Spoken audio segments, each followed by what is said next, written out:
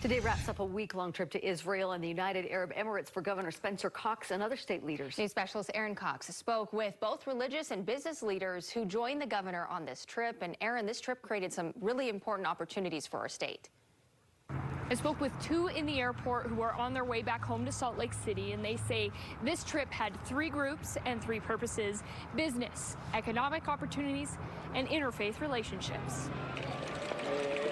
It has been a week to remember in Jerusalem as Rabbi Sam Spector showed off the place he once called home. To show a place that's so special to me was a wonderful privilege, and that's something I will cherish for the rest of my life. Rabbi Spector joined Governor Spencer Cox and a group of 60 leaders in visiting religious sites and other religious leaders. As I was telling the Israelis about the different things we do as a community, how tight-knit we are as a community, and how active and vibrant we are as a community, you just saw their eyes getting huge and saying, that sounds like the type of community I'd like to be in too. Connecting communities is what the trip was all about. I mean, it's 1:30 in the morning here in Dubai.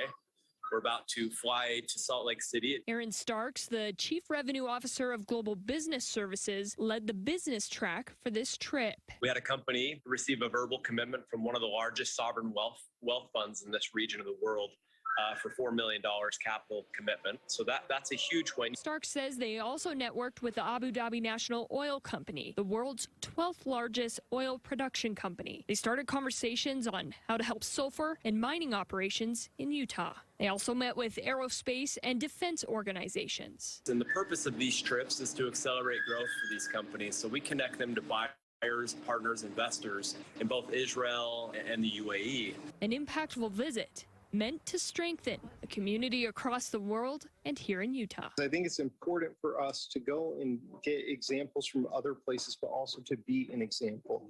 I truly think that we are a small but mighty community, and that we're going to be a light onto the other Jewish communities of the world. All 60 leaders are on 2 flights back home to Salt Lake City, and they've got 17 hours of flying time ahead of them. They say it was all worth it. From Congregation Kol Ami in Salt Lake City, Aaron Cox, KSL 5 News.